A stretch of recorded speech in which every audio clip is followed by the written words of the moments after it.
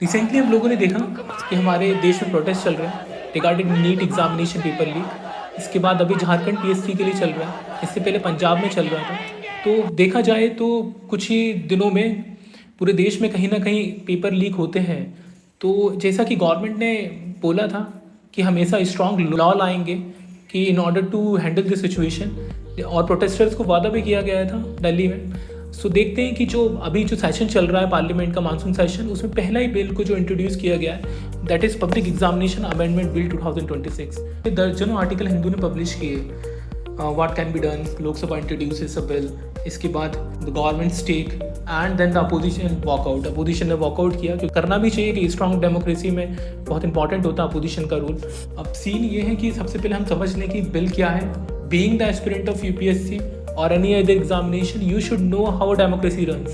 Executive protesters को कैसे मना सकती है, क्योंकि this are the pressure group. Public examination समझ लेते हैं पहले क्या है। पब्लिक एग्जामिनेशन जस्ट लाइक कोई भी रिक्रूटमेंट एजेंसी, जैसे यूपीएससी है, एसएससी है, आईबीपीएस है या आरआरबी है या नेशनल टेस्टिंग एजेंसी है, जो कि डिफरेंट एग्जामिनेशन कंडक्ट कराती है। एंड एनटीए में वैसे आपको बता दो 2017 में इसका गठन किया गया था, और ये JEE, NEET, UGC NET, common university entrance test, ऐसे बड़े बड़े एग्जामिनेशन कराती है। तो ये वाला बिल इन सारे पब्लिक एग्जामिनेशन को कवर करेगा। अब चेंजेस ये 4 मेन चीज़ों पे हुए। पहला कैंडिडेट पे। कैंडिडेट मतलब अगर कोई बोगस कैंडिडेट बैठा हुआ है या फिर कुछ अनफेयर मीन्स को यूज़ कर रहा है, जैसे ब्लूटूथ डिवाइसेस या कुछ और, तो अब जो प्रोविज़न है उसके हिसाब से 5 साल की सज़ा, 50 लाख का फाइन लग सकता है। Second, service provider. अगर सर्विस प्रोवाइडर की वजह से कुछ होता है तो 8 साल की सज़ा और 5 करोड़ का जुर्माना।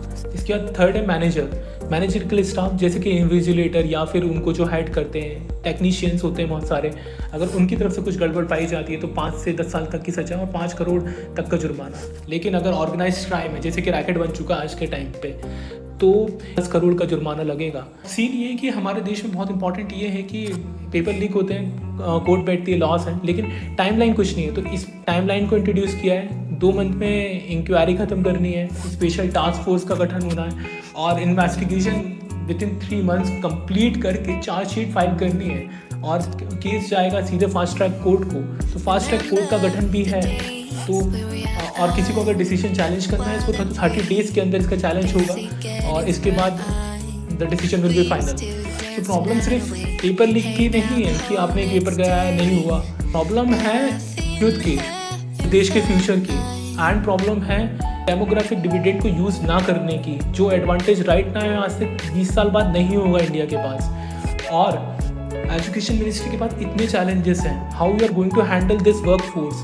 और ये लॉ लाने के बाद क्या सच में एग्जीक्यूटिव ने जैसा वादा किया है कि हम चेंजेस करके रहेंगे, क्या हो पाएंगे? Let's see.